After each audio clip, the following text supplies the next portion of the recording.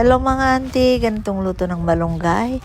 Masarap pala, malunggay chips. Tara, magluto tayo. So, meron akong fresh malunggay dito. Nakakuha ko lang kaninang umaga. Ay, ayan, himayin na natin mga auntie. Ayan.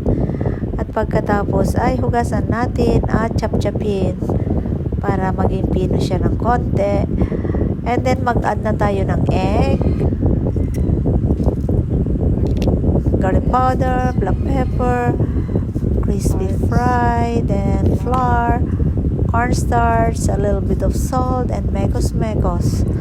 So, ayan, maglagay din tayo ng cold water from the fridge. Ayan, mekos again, para mag-well combine. And then, naglagay din ako ng yellow dyan para mag-set ang ating.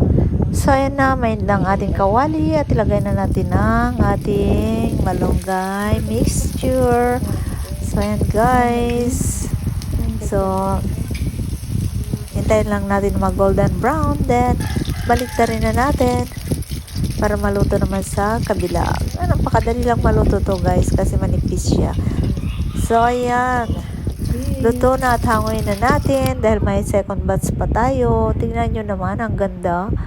Chips talaga.